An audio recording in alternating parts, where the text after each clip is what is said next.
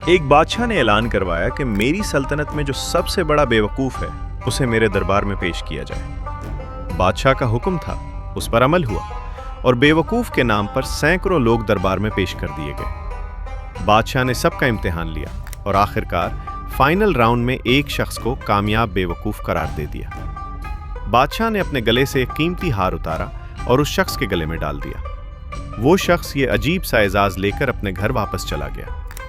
कुछ अरसे बाद उसके दिल में ख्याल आया कि बादशाह से दोबारा मुलाकात की जाए। जब वो महल पहुंचा तो मालूम हुआ कि बादशाह मर्जिल मौत में है और अपनी जिंदगी के आखिरी लम्हात गुजार रहा है। बादशाह को इत्तला दी गई तो उसने मुलाकात की इजाजत दे दी। वो शख्स हाजिर हुआ और बोला, बादशाह सलामत, आप लेटे हुए क्यों हैं? बादशाह मुस्कुराया और बोला, मैं अब उठ नहीं सकता क्योंकि मैं एक ऐसे सफर पर जा रहा हूं जहां से वापसी नहीं होगी और वहां जाने के लिए लेटना जरूरी है। ये सुनकर वो शख्स हैरान हो गया और बोला, वापसी नहीं होगी?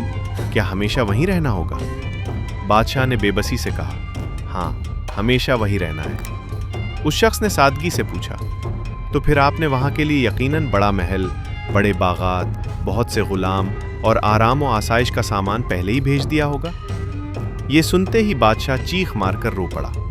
वो शख्स हैरत से बादशाह को देखने लगा। उसे समझ न आई कि बादशाह क्यों रो रहा है। बादशाह रोते हुए बोला, नहीं, मैंने वहां एक झोपड़ी तक भी नहीं बनाई। वो शख्स बोला, यह कैसे मुमकिन है? आप तो सबसे ज्यादा समझदार हैं। जब आपको मालूम है कि हमेशा वहीं रहना है तो वहां के लिए इंतजाम जरूर किया होगा। बादशाह ने दर्द भरे लहजे में कहा, अफसोस, सद अफसोस, मैंने वहां के लिए कोई इंतजाम नहीं किया। ये सुनकर वो शख्स आहिस्ता से खड़ा हुआ, अपने गले से वो कीमती हार उतारा और बादशाह के गले में डाल दिया और बोला, तो फिर हुजूर, इस हार के असल हकदार आप मुझसे ज्यादा हैं। ये कहानी हमें याद दिलाती है कि दुनिया की जिंदगी आर्जी है, असल जिंदगी आखिरत की है। समझदार वही है जो इस हमेशा रहने वाली जिंदगी के लिए तैयारी करे।